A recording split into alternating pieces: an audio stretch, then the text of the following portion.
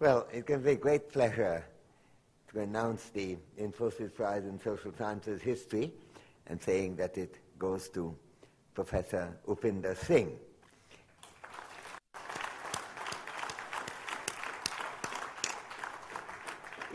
In recognition of her contributions as an outstanding historian of ancient and early medieval India. The citation reads like this, and I will add one or two things on the way. The depth and breadth of her scholarly research are matched by a rare ability to communicate her findings to a broad audience of students and intellectually curious non-specialists. I might mention here that one of the remarkable aspects of Upinder Singh's work is that while it is original work at one end, it's also a masterpiece of communication and presenting a view of ancient and medieval India, which really is tremendously enriches our understanding of the past. Upinder Singh has been a pioneer in supplementing literary sources with an impressive array of archaeological, epigraphic, and numismatic evidence to brilliantly reconstruct early Indian history. And this is the subject which is of great importance. Some of us sometimes complain that we have tended to neglect the span of this work. To read the next line, the vast chronological span of her scholarship stretches across millennia from the Paleolithic and Mesolithic ages to 1200 CE. So when you think of that, I mean, here's a work that is capturing a history from about 5000 BC to 1200 AD, if I may use that word, AD or CE, whichever you like. It's a huge part, and to think that they are different from 1200 AD is, which is the rest of Indian history, as it were, is captured. It's like the distance of 1200 AD to when, say, Farsi arrived in India, namely 401 AD. So it's a remarkable span. The rest of what is happening in recent years, of course, extraordinarily important medieval history. I think that's in some ways an old-fashioned word. The history of the period from then onwards to early modern to modern period, and now, of course, post-independent.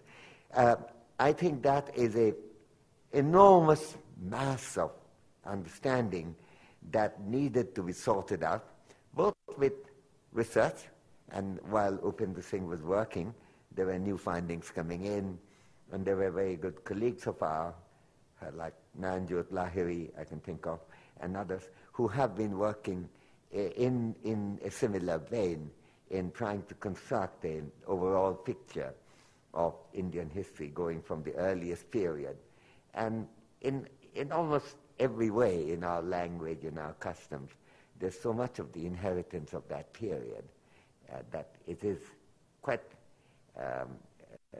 pivotal to our understanding of where we are and who we are in the world. Equally impressive is the geographical spread of her research covering all the diverse regions of India. Attentive to regional distinctions, Singh is able to offer an overarching and subtle interpretation of Indian history and cultures. As an innovative scholar who enables her readers to re-envision the idea of India, Singh is an ideal recipient of the inaugural Infosys Prize in Social Science History. So we had no difficulty at all in noting that she would be the right winner in the inaugural Infosys Prize in Social Sciences History. I might mention, just as before Upinder is invited to come up, that the job of finding the winners was an easy part of the work of the jury. As jury chair, the hard part was for me to locate them, because we were going to call Narayan Murthy and me. And it turned out that, if I may mention, that there's Abhijit Banerjee is very even-handed, and there were two telephone numbers. One, and I couldn't find him in either, one of them said that he has not set up his voicemail yet. And the other said his voicemail had been set up but is full. He hasn't cleared it. So I don't know, we could have a pick as to which one we prefer. So eventually we did rise to the challenge. When I tried to get in touch with Upinder Singh, surreptitiously again, as it happens, it proved that she was actually on a flight from Port of Spain to Delhi. So it was really, that is the moment that was going to be announced was the problem. So I think we actually beat her to reaching our home just by a little bit, so that the news came just before she herself, in fact, came in the house. But so I do want to emphasize that the job of finding them was difficult but ultimately successful.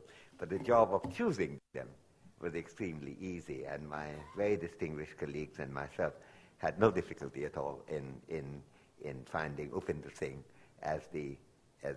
just as no difficulty with Abhijit Banerjee either, but in this case Upinder Singh for the Infosys Prize in Social Sciences. So Upinder, if I may congratulate you on my own behalf and on behalf of the jury committee. Thank you.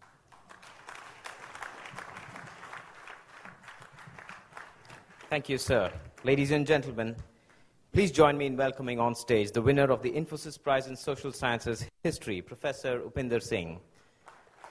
I request Mr. Mohandas Pai and Professor Amartya Sen to join her on the stage while our chief guest presents the Infosys Prize to Professor Singh.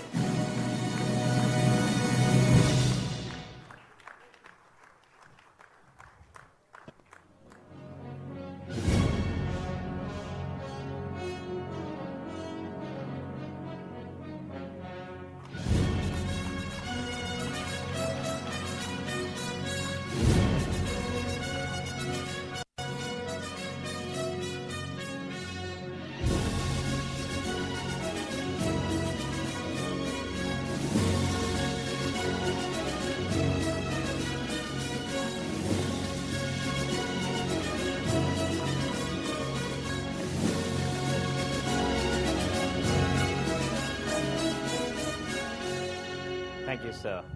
I would request Professor Singh to say a few words.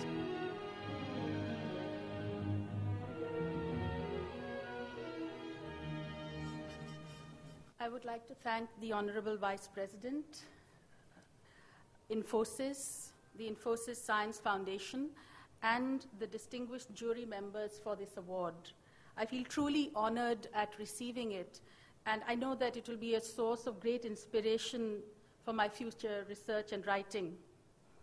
I would like to add that I think that it is wonderful that the Infosys Science Foundation has thought of this way of making a statement that the world of academics, research, and teaching counts, that our universities and research institutions count, that science, the social sciences, history, even ancient history, matter. Thank you so much. Thank you very much for this great honor.